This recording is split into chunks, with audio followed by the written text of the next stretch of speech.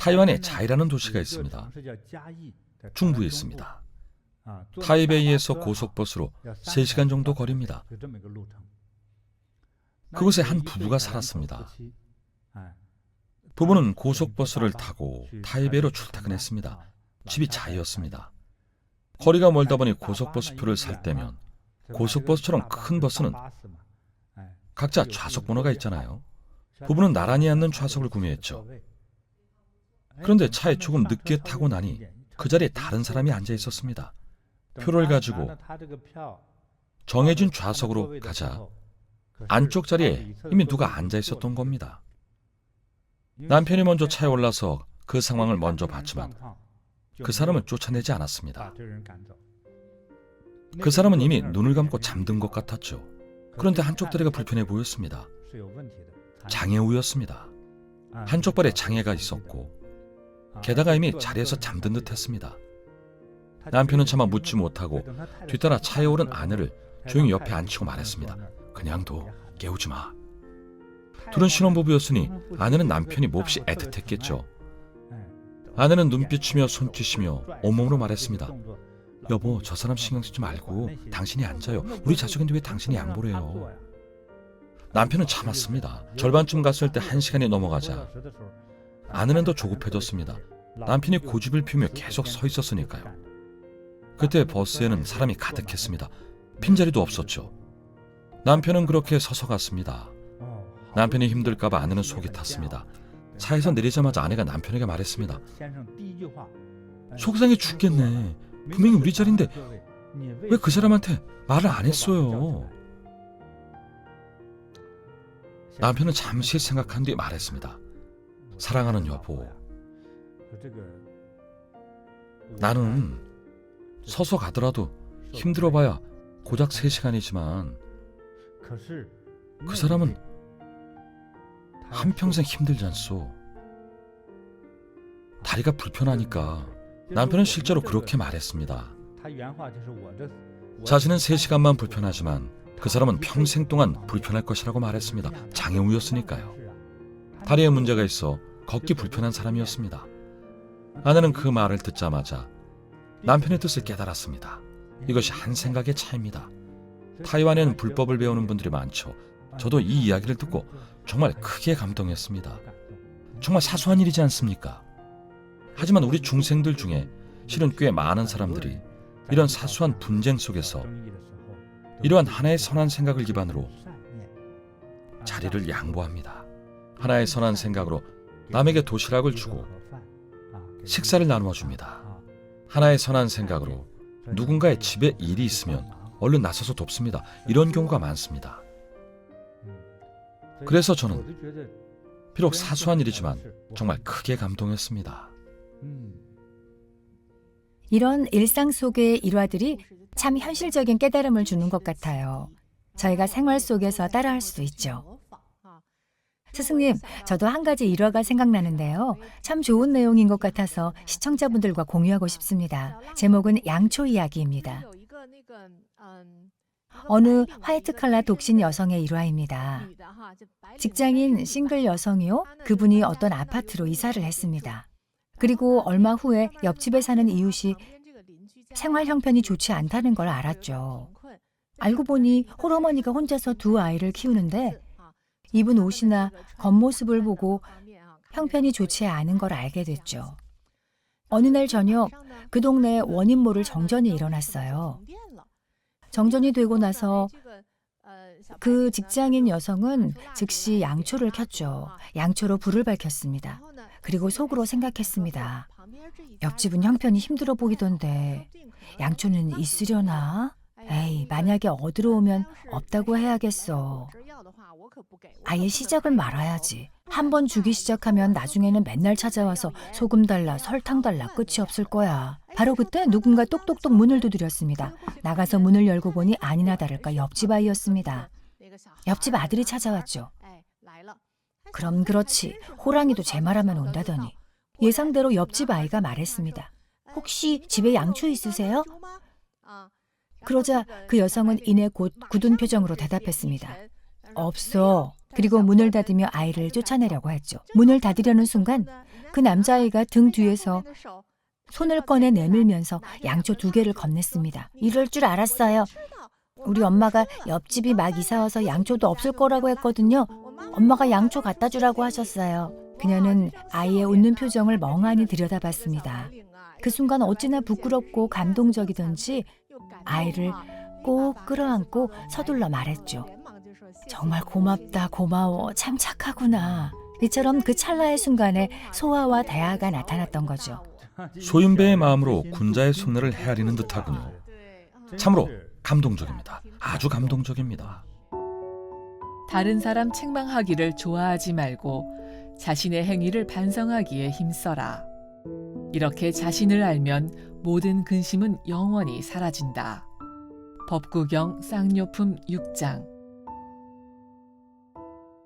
역사상 이름을 떨쳤던 인물의 일화입니다. 명나라 시대에 양영이라는 대신이 있었어요. 당시에 아주 유명한 대신이었죠. 당시 양씨의 성을 가진 3명이 있었는데 모두 같은 시대에 살았습니다. 양영 승상의 경우에는 사실 조상이 뱃사공이었어요. 고향에 강이 있어서 증조부와 할아버지 모두 뱃사공 일을 하셨죠. 뱃사공이 직업이었습니다. 그런데 어느 날 고향에 큰 홍수가 났습니다. 수많은 집들이 무너져서 강물에 둥둥 떠내려갔고 많은 사람들이 물에 빠져서 살려달라고 비명을 질렀죠. 부서져 내린 건물에서 떠오른 귀중품이며 가구며 그릇이며 전부 강물 위에 떠다녔어요. 당시 그곳의 모든 뱃사공들은 배를 가지고 있었기 때문에 다들 배를 몰기 시작했죠. 어떤 뱃사공은 물 위에 큰 보따리가 떠다니면 배를 타고 다니면서 건져 올렸습니다. 물에 돼지나 이것저것 떠내려오면 모두 건져 올려서 챙겼죠. 오직 양영의 증조부와 할아버지만이 사람을 구하는 데에만 집중했어요. 전부 강물에 거센 물살에 밀려서 물 위로 올라왔다 내려갔다 하는 목숨이 천각을 다투는 고향의 이웃들이었습니다. 양영의 증조부와 할아버지는 하나씩 또 하나씩 건져 올리면서 밤낮으로 많은 사람을 구했습니다. 당시 다른 주민들과 뱃사공들이 재물을 건지고 있을 때 오직 양씨 부자만은 전혀 가담하지 않고 인명 구조에만 집중했죠.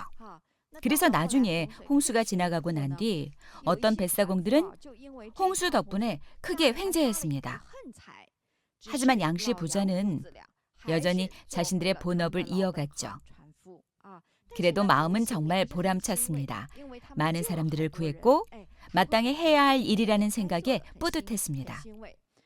고향 사람들도 나중에는 저 양씨 집안 고집 좀 보게, 사람이 꽉 막혀서 요령도 없어. 다른 사공들은 다 부자가 됐는데 저들은 시골 촌뜨기처럼 바보같이 그저 사공일만 하느라 아직도 뱃사공 신세를 못 벗어났군. 이렇게 못된 소리를 하면서 미련하다고 무시했습니다. 양씨 부자는 너그럽고 관대했습니다. 그런 말을 듣고도 그저 웃고 넘겼죠. 훗날 양영이 아버지 때에 이르렀을 때도 아버지는 여전히 뱃사공이었습니다. 어느 날 집 대문 앞에 도사 한 명이 찾아왔습니다. 그 도사는 길을 지나가다가 양씨 집을 보고 집으로 들어와 양영의 아버지께 말했습니다.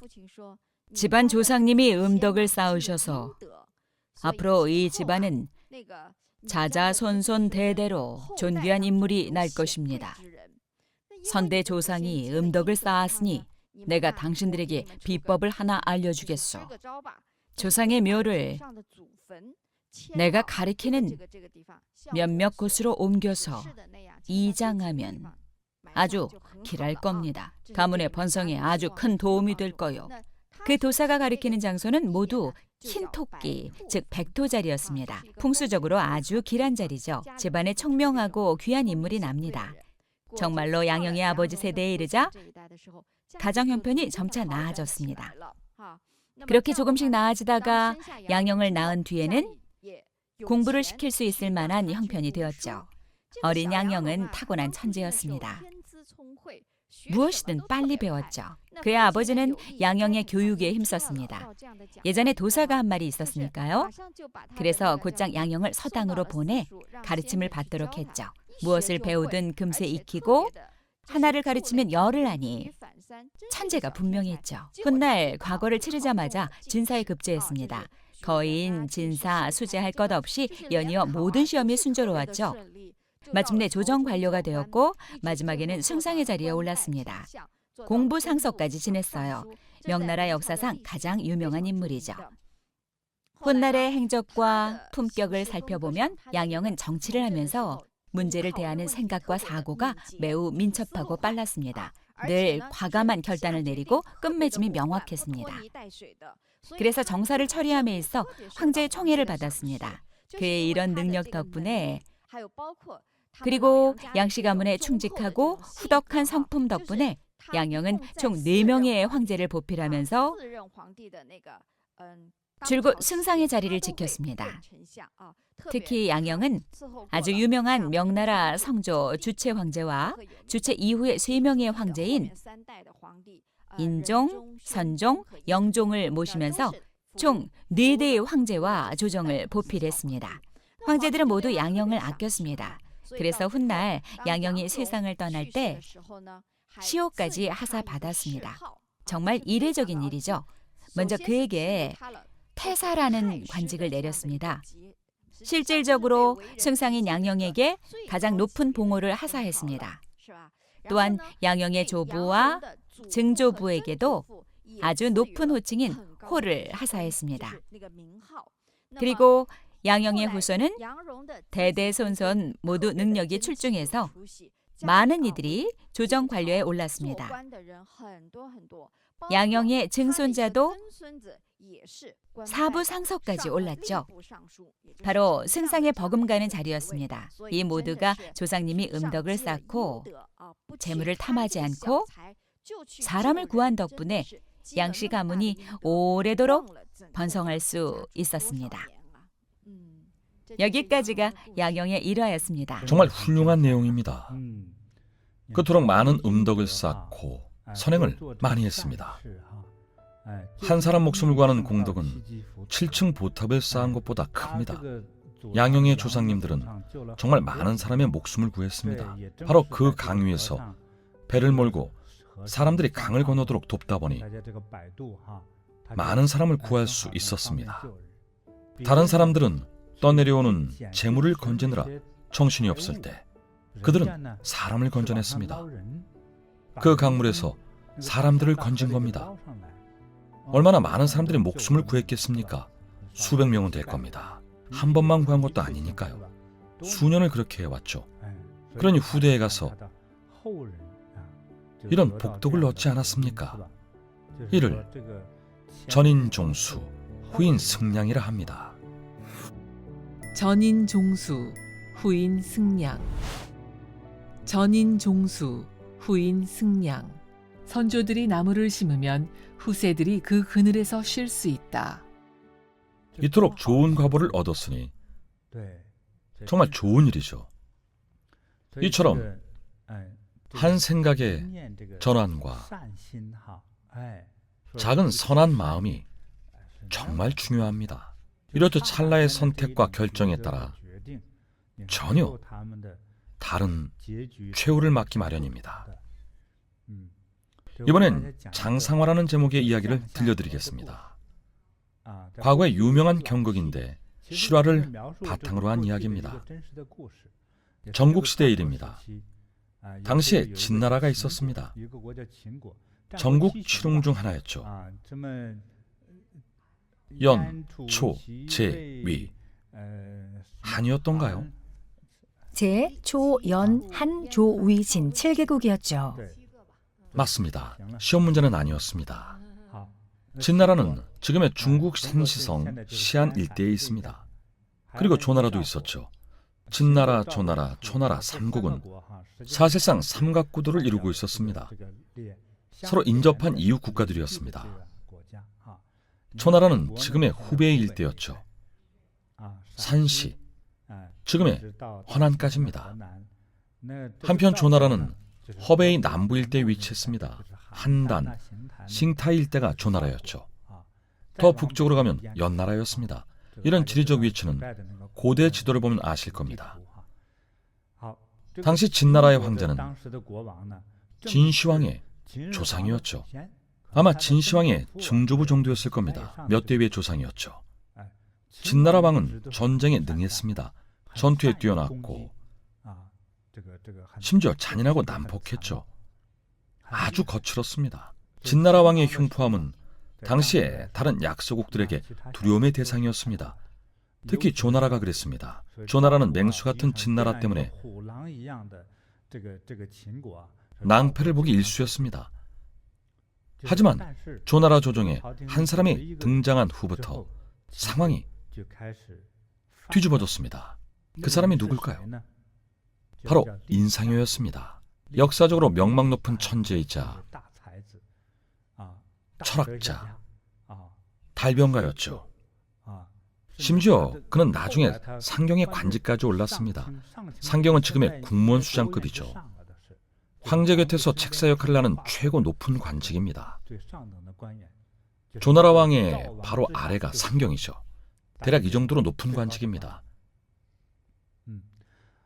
인상효는 어떤 대업을 이뤘을까요? 한 번은 진나라 왕이 조나라 왕과 회담을 가졌습니다. 뭔가 일이 있으니 만났겠죠. 아무튼 그렇게 조나라 왕과 진나라 왕이 만났습니다. 두 왕이 만나는 장소는 민지라는 곳이었습니다. 그곳에서 서로 만나서 담화를 나누기로 했죠.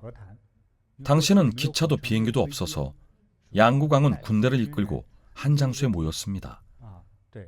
두 왕이 만나기로 한 장소인 민지는 진나라의 영토였습니다. 지금의 허난성에 속하는 지역인데 허난성의 중심지와 가깝고 서안에서 출발한다고 가정하면 지금의 기차로도 몇 시간은 걸릴 겁니다. 즉 조나라 왕이 자기 나라를 떠나서 진나라 영토인 민지로 가서 진나라 왕을 만나는 셈이었죠. 먼저 이 회담 장소를 잘 기억하십시오. 진나라 영토였고 게다가 진나라 왕은 난폭했습니다. 두 왕이 서로 만난 뒤 애주가였던 진나라 왕은 술을 얼큰하게 마신 뒤 말을 꺼냈습니다. 손님을 맞는 인사말들을 늘어놓고 술잔을 3바퀴 돌린 뒤 술 기운이 올라오자 조나라 왕에게 말을 건넸습니다. 듣자 하니 조왕께서는 음악을 즐기신다죠. 그렇습니다. 그럼 조왕께 한 곡 초청하겠습니다. 그리고 거문과 비슷한 슬이라는 악기를 가져오겠습니다. 금슬이 좋다 할 때 그 슬입니다. 진왕은 슬을 건넸습니다. 한 곡 좀 부탁드립니다. 조나라는 약소국이었습니다. 진나라와의 전쟁을 해도 승산이 없었죠. 영토도 훨씬 작았습니다. 모든 면에서 진나라 왕을 이길 수 없었죠. 조왕은 흠칫 놀랐지만 어쩔 수 없이 슬을 연주했습니다. 사실은 조왕에게 수치심을 주는 것이나 마찬가지였죠. 진왕은 일부러 곧장 사관을 불렀습니다. 역사를 기록하는 사관에게 사관은 이리 와서 받아 적으라. 금일 몇 월 며칠 조나라 왕과의 연회에서 짐이 조나라 왕에게 슬을 연주하도록 명하였다.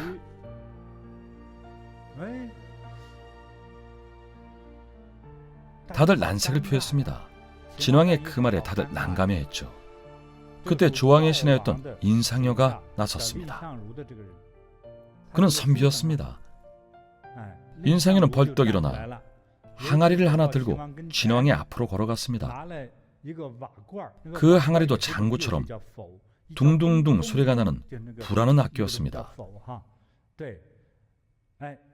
인상효는 불을 안고 가서 진왕 앞으로 다가가 불을 내려놓고 말했습니다. 조왕께서는 슬을 타시고 음악을 즐기십니다. 그런데 조왕께서는 진왕께서 불하는 악기로 진나라 전통음악을 연주하는 것을 즐기신다고 전해 들어 이렇게 불을 준비하였습니다. 진왕께서 조왕께도 한 곡 좀 들려주시겠습니까? 진왕이 말했습니다. 싫다. 인상여가 말했습니다. 하지 않으신다면 제 목의 피로 대왕의 몸을 적실 것입니다. 당시 고관 대신들이 모여있던 터라 다들 몸에 검을 지니고 있었죠. 그런 와중에 손으로 칼자루를 쥐고 내 말을 따르지 않으면 죽이겠다는 이런 경우 없는 선비라니, 이게 무슨 경우입니까? 진왕은 속으로 생각했습니다. 인상이어야말로 양의 탈을 쓴 늑대로구나. 일개 선비가 무슨 망나니처럼 어찌 저리 사나운가. 나보다 더 사납구나. 내가 거들여서 저자가 칼을 뽑는다면 호위들도 못 막을 것이다. 그래서 결국 그리하겠다고 대답했죠. 잠시 후 호위가 달려들었지만 진왕은 인상여가 마음에 들었습니다. 연약한 일개 선비의 배포가 대단하지 않습니까? 그래서 인상여를 죽이기 아까웠죠. 그 배포를 높이 샀습니다. 이런 자야말로 대장부이고 자신이 인정하는 사나이이며 사나이 중 사나이라고 생각했습니다. 인상여의 자질과 내면이 조항보다 강하니 죽이기에는 너무나 아까웠던 겁니다. 동시에 한편으로는 얄미웠습니다. 인상여가 너무 독종이었으니까요. 그래도 아까운 마음에 죽이진 않았습니다. 대단한 녀석이라고 생각했죠. 본인도 보통이 아니지만 마침내 나보다 더한 놈을 만났으니 기쁠 수밖에요. 그리고 그 찰나의 생각 덕분에 제안에 승낙했습니다. 좋다. 내가 연주해주지. 진왕은 불을 두드렸습니다. 아주 재미있다고 생각했죠. 이렇게 독한 녀석을 만났으니까요. 자기보다 더 독한 놈을 만났으니 좋다, 두드리자 한 거죠. 인상여는 여기서 그치지 않고 말했습니다. 사관은 이리 와서 기록하라. 조나라의 사관을 불러왔습니다. 몇 년, 몇 월, 며칠, 몇 시 진나라 왕이 조나라 왕을 위해 불을 연주하였다고 기록하라. 진왕은 속으로 저 망나니 같은 놈이 정말 겁도 없이 설치는구나. 내가 네 조상 무덤을 파헤치고 네 놈의 가죽을 벗기고 피를 마시고 뼈를 부러뜨리고 골수를. 속으로 온갖 욕을 쏟아부었지만 그래도 인상여가 싫지 않았습니다. 진정한 대장부이자 영웅이라고 여겼으니까요. 그래서 조나라 왕이 불쌍해 보였습니다. 이 사람 내 이번에 버시되어 체면 한번 살려주지. 사실 이번 만남은 진왕에게 썩 괜찮고 유쾌한 경험이었습니다. 진왕은 인상여를 계속 시험했습니다. 아직 여러 수가 남아있었죠. 처음에는 스를 연주하게 시켰죠. 검고 비슷한 악기 연주를 시켰습니다. 첫 대결에서는 진왕이 졌습니다. 진왕은 거기서 그치지 않고 또 꾀를 내어 조왕에게 물었습니다. 짐에게 한 가지 조금 무리한 청이 있어. 조왕께서는 진나라가 크다고 보시오. 조왕이 말했습니다. 큽니다. 진나라 군사가 용맹하오? 당연히 용맹하다 마다요. 매번 조나라가 싸움에서 패하니 진나라는 그만큼 대단하죠. 그럼 나는 어떻소? 아이고, 천하의 맹수도 심지어 제왕마저도 진왕을 두려워할 겁니다. 조왕도 그렇소? 저도 그렇습니다. 그렇군. 짐이 그리 두렵다면 오늘 짐의 생일을 축하하는 의미로 선물을 하나 줄 수 있겠소? 짐이 선물을 청해도 되겠소? 말씀하시죠. 이렇게 합시다. 나도 큰 선물을 바라진 않고 내게 15개 도시만 떼어주시오. 그러면 생일 선물로 기쁘게 받으리다. 어떻소? 세상에. 조왕은 이 말을 듣고 자기 허벅지를 꼬집으며 고민했습니다. 이를 어쩌면 좋지. 그때 인상여가 다시 일어나 말했습니다. 참으로 좋은 생각이십니다. 그럼 곧 조왕의 생신도 다가오니 제가 조왕을 대신해 진왕께 수도를 내어달라 하죠. 진나라의 수도는 함양이었죠. 수도를 조왕께 선물로 주시는 것이 어떻습니까? 안 된다. 안 돼. 안 된다 하시면 저희도 그냥 드릴 수는 없사옵니다. 뭐라? 또 인상이 네 놈이구나. 오늘은 무력을 쓰지 않기로 약조한 탓에 내 오늘 사람을 못 죽여 손이 근질거리거늘 네 놈을 죽이는 게 예의가 아니라 참는다. 하지만 진왕은 인상여가 더 마음에 들었습니다. 그래서 진왕이 말했습니다. 좋다, 좋아. 이렇게 하지. 오늘 우리 양국의 형제가 이렇게 만났는데 내가 앞서 한 말은 사실 다 농담이었네. 기회가 되면 또 만나세. 그리고 헤어져 돌아갔습니다.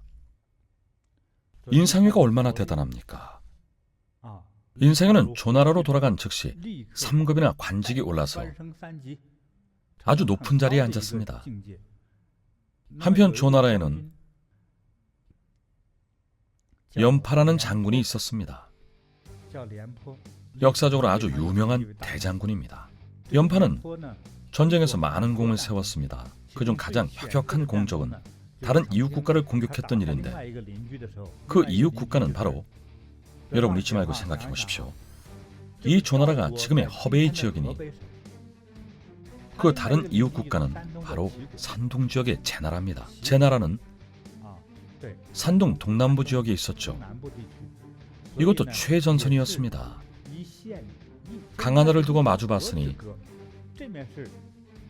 이쪽은 조나라이고 저쪽은 제나라였습니다. 두 나라가 전쟁을 치를 때면 연파는 늘 용맹하게 적을 무너뜨리고 제나라의 가장 중요한 군사 요충지를 손에 넣었습니다.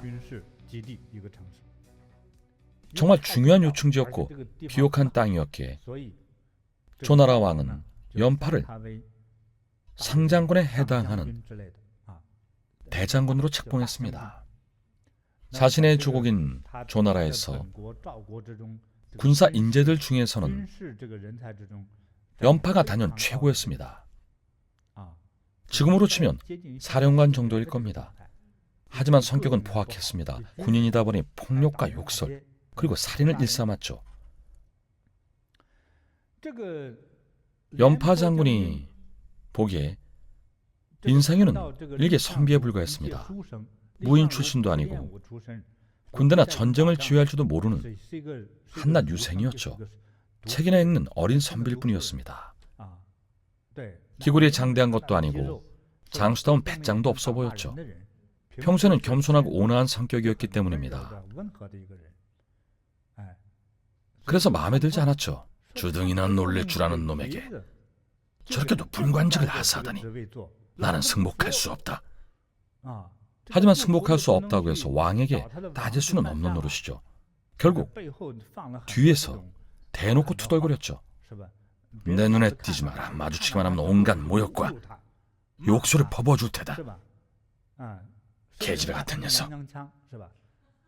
우리는 군인이고 절대 무너지지 않는 청송 같은 사나이라는 거죠. 우리는 스스로의 무술 실력과 보검으로 영웅이 되어 공을 세웠는데 니놈은 주둥이나 놀려? 언젠가 반드시 그 버릇을 고쳐주지. 하지만 인상효가 얼마나 총명하고 지혜롭습니까? 진작에 연파를 비롯한 무리들이 자신을 눈에 가시로 여기는 걸 알고 있었죠. 그래서 조정에 나가 국사를 논할 때 연파가 온다는 말을 들으면 인생에는 발걸음을 돌 집으로 돌아갔습니다. 마주치지 않으면 싸울 일도 없으니까요. 그가 조정에 들면 내가 피하고 필요할 때는 개인적으로 왕을 찾아갔습니다. 최대한 조정에서 마주치지 않았죠. 남북한 기질의 연파를 마주치면 분명 싸움을 피할 수 없을 테니까요. 연파와 몸싸움이라도 하면 상대가 되겠습니까? 게다가 조정에서 싸우면 되겠습니까? 싸울 수도 없는 노릇이었죠. 그래서 인생에는 자주 병가를 내거나 바쁘다면서 이리저리 핑계를 댔습니다. 이렇게 피해 다녔죠. 결국 이런저런 갖가지 핑계를 대며 조정에 나가지 않고 피했습니다. 어느 날 부하가 물었습니다. 인상효의 부하들 중에서 꽤 배짱이 있는 부하였죠. 인상효에게 제안을 할 정도의 관직도 꽤 높은 부하였습니다. 인대인. 우리는 문인입니다. 하지만 인대인의 지혜와 용맹함이 연파 장군보다 부족하지 않거늘 왜 이렇게까지 두려워하십니까? 늘 연파 장군을 피하시지 않습니까? 저희들도 조왕을 아련할 때 위풍당당하지 않습니까? 그런데 어찌 연파 장군을 겁내십니까? 연파 장군이 그리 대단하단 말입니까? 인상현은 그제야 부하에게 속마음을 털어놨습니다. 좋은 질문이십니다. 연파 장군과 진나라 왕 중에 누가 더 셉니까? 그야 당연히 진나라 왕이시오. 온 세상이 그를 두려워합니다. 맞습니다. 그대가 보기에 제가 진왕을 두려워하던가요? 아니요. 되려 우리 조왕의 체면을 살려주지 않으셨습니까? 우리가 언제 진왕 앞에서 그렇게 당당한 적이 있었습니까? 언제 그렇게 위풍당당했습니까? 전부 대인께서 진왕에게 본때를 보여주신 덕분에 진왕도 어쩔 수 없이 우리 조나라를 함부로 하지 못했죠. 맞습니다. 대인은 참 대단하셨습니다. 그렇죠. 진왕도 두려워하지 않는 제가 연파장군이 두렵겠습니까? 그렇다면 더 이해가 안 갑니다. 대인께서는 대체 왜 피하시는 겁니까? 한 가지 모르시는 게 있군요. 진왕, 진나라, 초나라, 제나라가 현재 우리를 쉽사리 공격하거나 감히 건드리지 못하는 이유는 조나라의 가장 대단한 두 사람 때문입니다. 문인으로서는 나, 인상여가 있고 무인으로는 가장 신경 쓰이는 연파장군이 있기 때문이죠. 이렇게 두 사람이 버티고 있으니 주변 삼국이 감히 우리를 못 건드리는 겁니다. 그들이 원하는 것은 이간질을 시켜 우리 둘이 싸우는 것 아니겠소? 우리가 적이 되어 싸우면 필시 한 명은 다치게 되어 있으니 그때를 틈타 우리 조나라에 큰 해를 끼칠 것입니다. 아, 이제 알겠습니다. 인대인의 생각이 참으로 깊군요. 그저 간단한 이치일 뿐입니다. 여기까지 생각 못하는 것이 당연합니다. 저는 이치를 잘 알기에 이 나라의 안위를 위협하는 상황을 만들지 않기 위해서 첫째, 연파 장군과 부딪힐 일을 최대한 피하고 둘째로 연파 장군을 존중하는 겁니다. 인상여의 이런 감정과 생각은 곧장 소문으로 퍼져나갔습니다. 인상여의 그 부하가 자네만 알고 있게 사실은 말이지 라면서 말을 전하고 결국 그 소문이 빠르게 퍼진 거죠. 연파 장군은 소문을 듣고 생각했습니다. 그렇군. 인상여는 세상 모두가 두려워하는 진왕조차도 두려워하지 않고 심지어 진왕을 가지고 놀았던 인물인데 겨우 나 연파를 두려워할 리가 없지. 참으로 감동적이지 않습니까? 연파는 너무나 미안했습니다. 옛사람들은 죄를 구하고 용서를 구할 때 상의를 탈의하고 어깨를 드러낸 채 버들가지를 묶었습니다. 버들가지는 어디였을까요? 매를 때리는 데 씁니다. 싱가포르의 태형과 비슷하죠. 버들가지로 때립니다. 버들가지를 묶고 밧줄로 자신을 포박해 손을 뒤로 한 채 인상여에게 사죄했습니다. 제가 어리석었습니다. 제가 죄인입니다. 하마터면 국가대사에 우를 범할 뻔했습니다. 전부 제 식견이 좁은 탓입니다. 제가 이기적이었고 소인배였습니다. 정말 잘못했습니다. 당연히 인상여는 즉시 그를 용서했습니다. 그 두 사람은 아주 좋은 친구가 되었습니다. 둘은 손발이 가장 잘 맞았고 조나라의 이익을 위해 많은 공헌을 했습니다. 주변국들이 함부로 괴롭히지 못하도록 하며 조국의 가장 큰 이익을 굳건히 지켜냈습니다. 이 얼마나 넓은 아량입니까? 재상의 뱃속에는 배도 채울 수 있다고 하죠. 다른 일화 속 사람들과 비교해 보십시오. 어미야 차 한 대 사오너라 이러와는 비교도 할 수 없죠. 이를 대하라고 합니다. 이것이 곧 대하입니다. 이 일화 속의 연파는 소하였습니다. 내가 화가 나고 내가 승복할 수 없어서 찾아가 혼쭐을 내주려고 했었죠. 그러나 인상여는 달랐습니다. 인상여는 자신의 이익보다 국가의 대사와 이익을 우선시했습니다.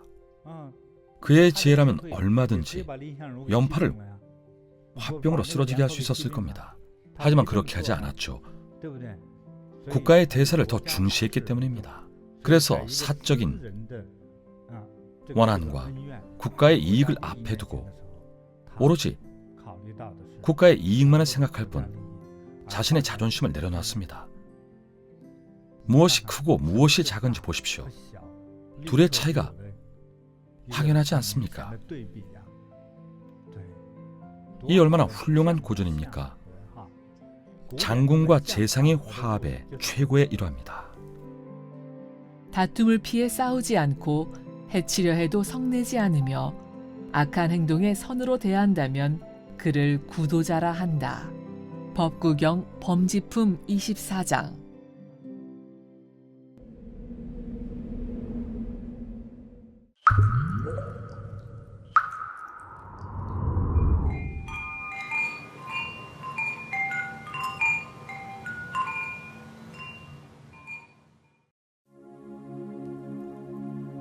大慈大悲的佛陀，天地间最尊贵的觉者，我以至真至纯之心，感恩您的降临。是你的呵护，让我走出荆棘，是你的妙法，让我身心安康，是你的博爱，让我海纳百川，是你的大愿，让我永世追随。我愿千万次轮回，拜倒在您脚下，寒久与您重逢，承接您的法藏。我愿千万次轮回，将您的慈悲播撒，领弱者品尝甘露，让一切众生自在吉祥。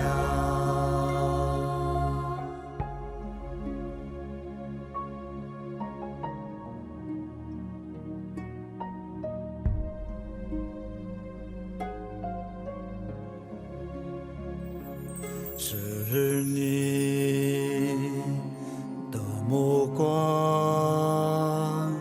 让我看透真相，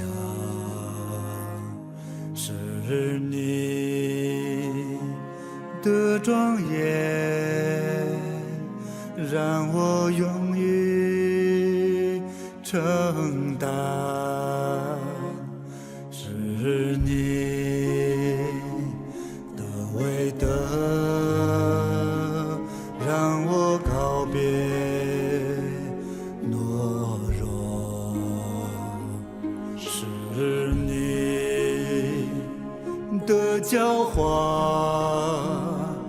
让我得以觉醒。我愿千万次轮回，拜倒在您脚下，恒久与您重逢，承接您的法藏。我愿千万次轮回，将您的慈悲播撒，领弱者品尝甘露，让一切众生自在吉祥。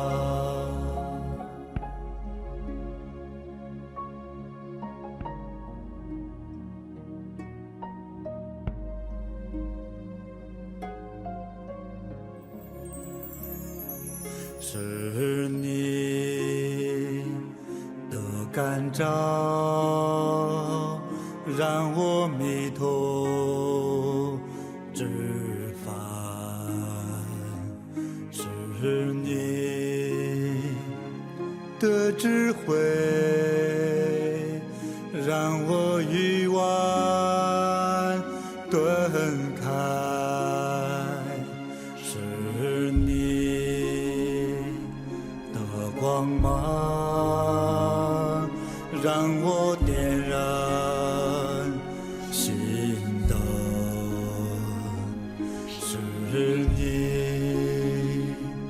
的慈悲，护佑天下太平。